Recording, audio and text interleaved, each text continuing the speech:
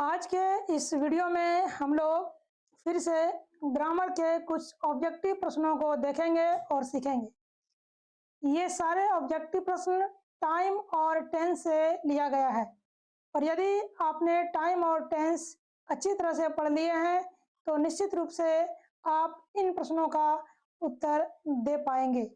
तो आइए हम देखते हैं टाइम और टेंस से किस प्रकार के क्वेश्चन एग्जाम में पूछे जाते हैं।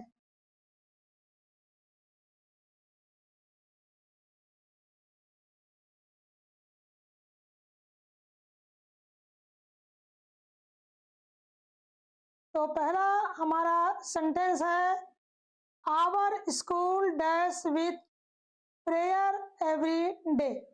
ठीक है, चार ऑप्शन आपको सामने दिए गए हैं। पहला है बिगेन, दूसरा है बिगिन, तीसरा है बिगन और चौथा है बिगिंस।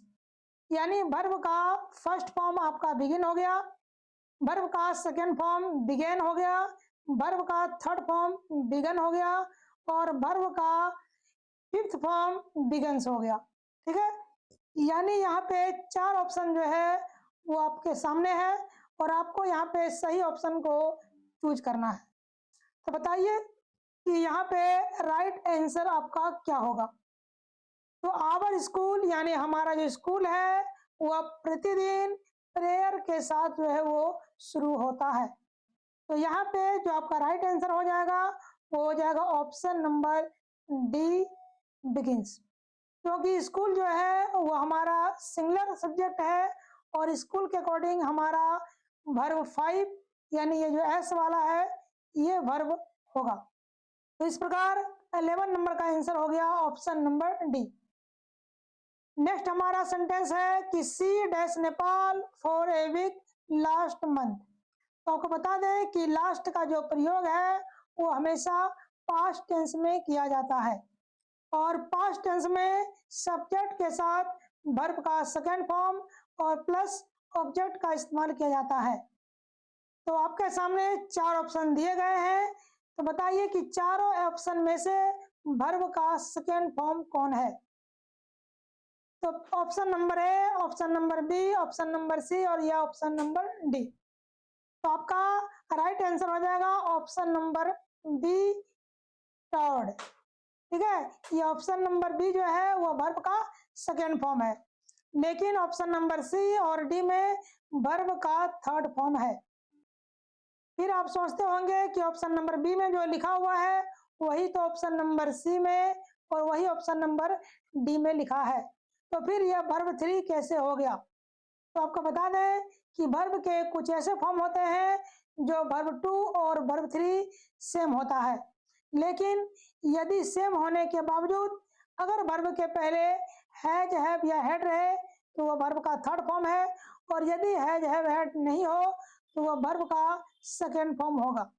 जैसे कि ऑप्शन नंबर बी में वर्ब का ये सेकेंड फॉर्म हुआ, लेकिन सी और डी में जो थर्ड वर्ब है वर्ब का थर्ड फॉर्म है। आइए नेक्स्ट सेंटेंस देखते हैं, Neha dash several persons here. ठीक है, यानी नेहा जो है वो यहाँ कई व्यक्तियों को, कई लोगों को जानती है। तो यहाँ पे राइट आंसर क्या होगा। तो नेहा के अकॉर्डिंग वर्ब का फिफ्थ फॉर्म इस्तेमाल करते हैं और नेहा के जगह पर यदि दो नाम रहे जैसे कि सीता एंड गीता, नेहा या नंदिनी या राम और श्याम, कोई भी अगर दो नाम रहे तो वर्ब का फर्स्ट फॉर्म इस्तेमाल होगा। क्योंकि यहाँ पर एक ही नाम दिया गया है इसलिए इसका जो राइट आंसर है वो ऑप्शन नंबर बी हो जाएगा। ठीक है, आइए नेक्स्ट सेंटेंस देखते हैं, if she plays the harmonium, मतलब यदि वह हारमोनियम बजाती है तो आई डैश। तो देखिए यह एक रूल के अकॉर्डिंग बनेगा, यदि किसी सेंटेंस में इफ लगा हुआ हो और इफ के बाद कोई प्रेजेंट टेंस का सेंटेंस हो तो बाद वाला जो सेंटेंस होगा वह फ्यूचर इंडेफिनिट का होगा, जिसे हम सिंपल फ्यूचर टेंस भी कहते हैं। और सिंपल फ्यूचर टेंस का जो स्ट्रक्चर होता है वो होता है सब्जेक्ट प्लस विल या शैल प्लस वर्ब का फर्स्ट फॉर्म। तो याद रखिएगा कि शैल और विल के बाद वर्ब का फर्स्ट फॉर्म लगाना है, ना कि सेकेंड और थर्ड। इसलिए इस प्रश्न का जो आंसर है वो हो जाएगा option number C, will sing. Next sentence हमारा है आई डैश हियर सिंस 1958। ठीक है, तो जब भी सिंस का प्रयोग हो या फॉर का प्रयोग हो तो समझ जाइए कि वैसे सेंटेंस में हैज बीन, हैव बीन या फिर हैड बीन का प्रयोग होगा, लेकिन सब्जेक्ट के अकॉर्डिंग, यानी आपको सब्जेक्ट को भी ध्यान में रखना होगा और तभी आप सही ऑप्शन को चूज करेंगे, अन्यथा आपका आंसर गलत हो सकता है। जैसे कि यहाँ पे आई दिया हुआ है, तो अगर हम आई के साथ हैज बीन लिविंग लिख देंगे तो यह बिल्कुल ही गलत है, क्योंकि आई के साथ हैज का प्रयोग बिल्कुल नहीं होता है। तो आपका आंसर क्या हो जाएगा? Option number A, have been living, यानी I have been living since 1958, मतलब मैं 1958 से यहाँ रह रहा हूँ। यानी यह जो सेंटेंस है वह प्रेजेंट परफेक्ट कंटिन्यूअस टेंस का है, इसलिए टाइम टेंस के पहले आपको टेंस को अच्छी तरह से समझना होगा, तभी आप टाइम और टेंस को समझ पाएंगे। तो नेक्स्ट सेंटेंस हमारा है आई डैश माई होमवर्क। पहला है फिनिश्ड, दूसरा है फिनिश्ड, तीसरा है हैज फिनिश्ड और चौथा है फिनिश। यानी मैंने अपना जो होमवर्क है, वो जो गृह कार्य है, वह कर लिया है। तो यहाँ पे जो राइट आंसर है वो हो जाएगा ऑप्शन नंबर बी, यानी I have finished my homework, मैंने अपना काम समाप्त कर लिया है। ठीक है, तो यहाँ पे हम हैज का प्रयोग नहीं कर सकते क्योंकि आई के साथ हैज का प्रयोग नहीं होता है। चलिए नेक्स्ट सेंटेंस देखते हैं, इट डैश सिंस मॉर्निंग। तो यहाँ भी सिंस का प्रयोग हुआ है, इसलिए यहाँ पर भी आपको हैज बीन, हैव बीन या हैड बीन में से कोई एक ऑप्शन चूज करना होगा। तो इट के अकॉर्डिंग आपका जो राइट आंसर है वो हो जाएगा हैज बीन रेनिंग, यानी सुबह से ही बारिश हो रही है। It has been raining since morning. Next sentence है I dash out for a walk daily, यानी मैं प्रतिदिन टहलने के लिए बाहर जाता हूँ। तो आई के अकॉर्डिंग आपको वर्ब का फर्स्ट फॉर्म लगाना होगा जो कि है गो। हाँ, यदि आई के जगह पर ही, सी, इट या कोई नाम सब्जेक्ट के रूप में रहे तो आप वर्ब का फिफ्थ फॉर्म यानी कि गोज लगा सकते हैं, लेकिन याद रखिएगा कि एम गोइंग या वेंट नहीं लगेगा, क्योंकि यहाँ पर डेली का प्रयोग हुआ है और डेली का प्रयोग हमेशा प्रेजेंट इंडेफिनिट में ही किया जाता है। नेक्स्ट सेंटेंस हमारा है कि ही dash in the bank since 1976। 1976 ईस्वी से वह बैंक में काम कर रहा है।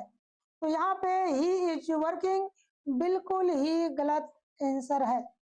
हाँ, यदि हम सिंस को हटा दें तो इज वर्किंग आपका राइट आंसर हो जाएगा, लेकिन यहाँ पे जब समय दिया गया हो,